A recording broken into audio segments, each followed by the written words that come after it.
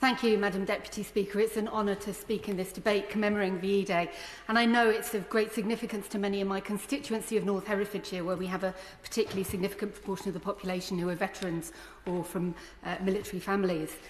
The Royal British Legion has encouraged us to ensure that the stories of veterans are at the centre of our commemoration events this week, and so I would like to share with the House the story of my grandfather, James Patterson.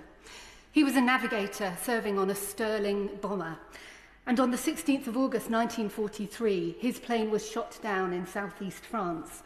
Only 2 of the crew of 7 survived. My grandfather was one of them. He was rescued by the resistance in the area of Amberia, and he was saved by 3 families who hid him at great personal risk.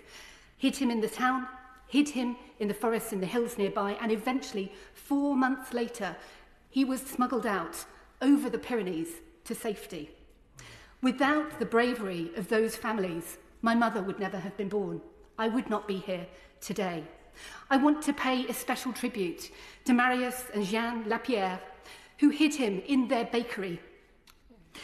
In 2014, my father's researchers reconnected my family with the Lapierres, and we've since remained in contact. I was honoured to visit last year Monique Lapierre, who sadly since has died, who was one of the daughters of the family, and after whom my aunt is named.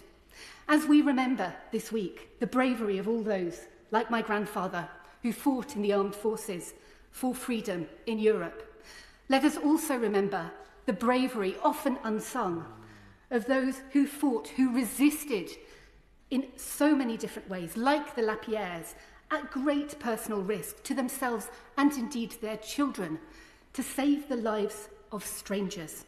Let us all hope that we would do the same.